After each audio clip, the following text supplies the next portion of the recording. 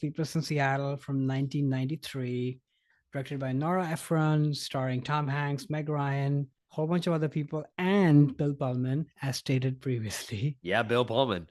Quick logline: a recently widowed man's son calls a radio talk show in an attempt to find his father a partner. So we've talked about this movie on New York Movies. So it's been what, 2 years since we talked about this Yeah. movie.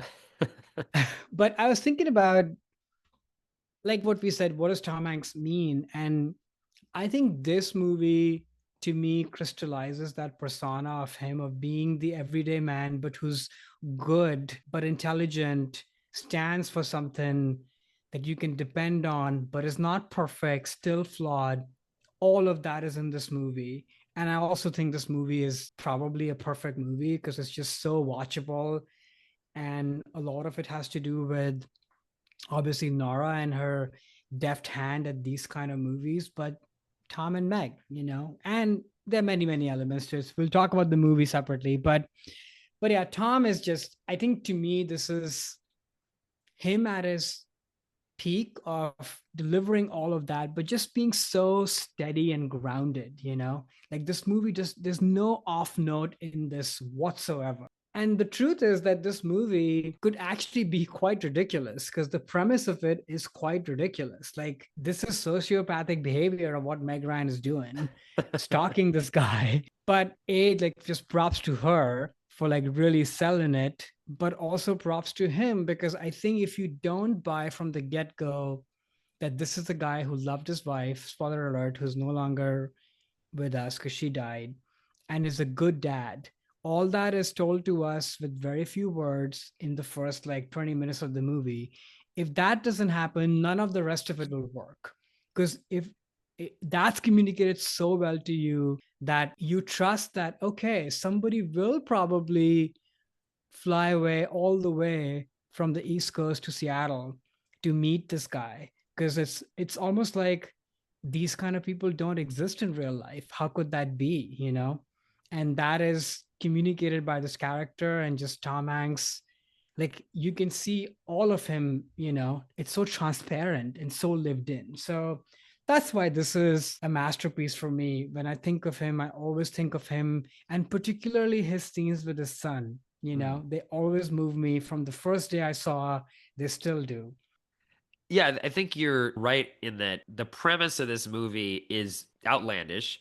And then Yeah. also the concept of Meg Ryan's character hearing about Tom Hanks's character and then sort of falling in love with him without even ever seeing him and going through all the things she does to try to be with this person who she doesn't even really know in any way. You only excuse that as a viewer because you're like, oh yeah, it's Tom Hanks. Like, of course you would do this. It's Tom Hanks. Like he's the guy you want to be with. It's Tom Hanks. Whereas if it wasn't Tom Hanks, it would be very hard to make this work. And that's why the casting of him in this movie, I think, does make the you don't even really think the premise is actually outlandish and kind of weird. Like the things you talk about, yeah, it is kind of like stalky behavior. And if you kind of strip this away and sort of were to read like a summary of this movie on a page, you'd be like, how is this romantic? Like she's crazy. Like this is crazy. And why would she think this is nuts? Like why would she want to be with this guy? Why is she doing all these things?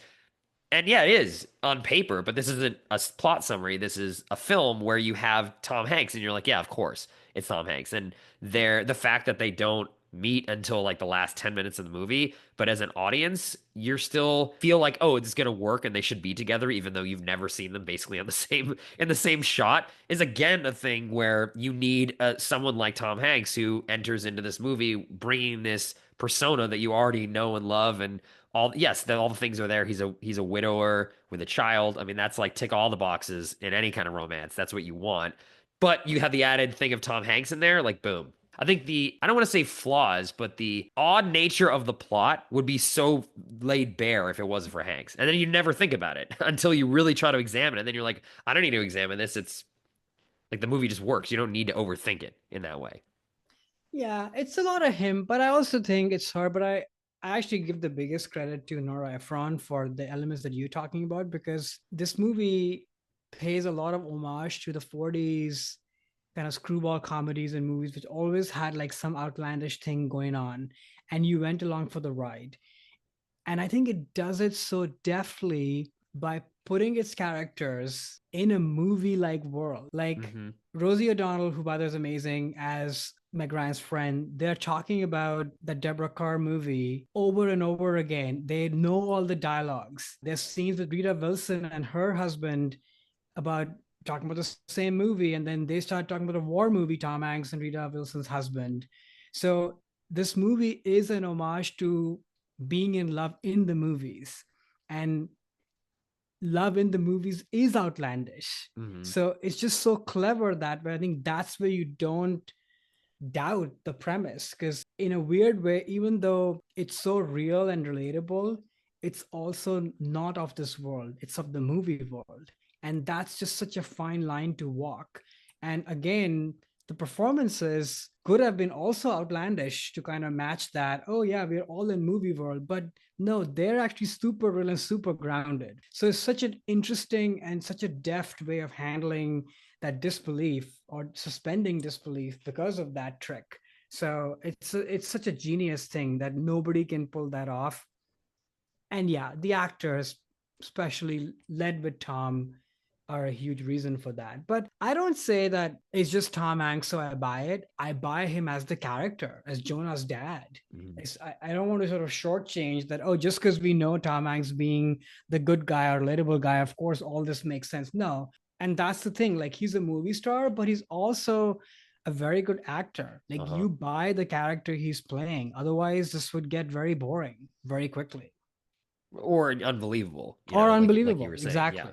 Yeah, but I think the tone of this film is definitely a big part of it. I mean, the sort of elements where they're showing the big map and then the end with the stars, like it does feel like a 40s or 50s Hollywood romance movie, even though it's grounded in today, which was the late 80s, but the Hmm. present in whenever they made it.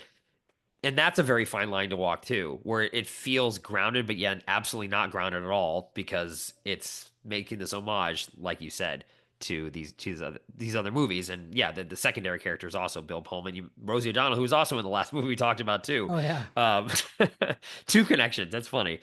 Just fill this and make this movie feel more real because of the best friend characters, but it doesn't. It feels like a movie best friend, but not a movie best friend, and it's that again, this fine line that this whole movie is walking in tone. Because it's Tom Hanks' episode, I'll keep giving him the praise, but it has Nora Ephron and Meg Ryan, who I'm just not much of a fan of at all in terms of her persona and filmography. I think she also does a great job in this too of Hmm. being also a relatable kind of like batty and weird woman who's but has to be to do these weird things that she's doing.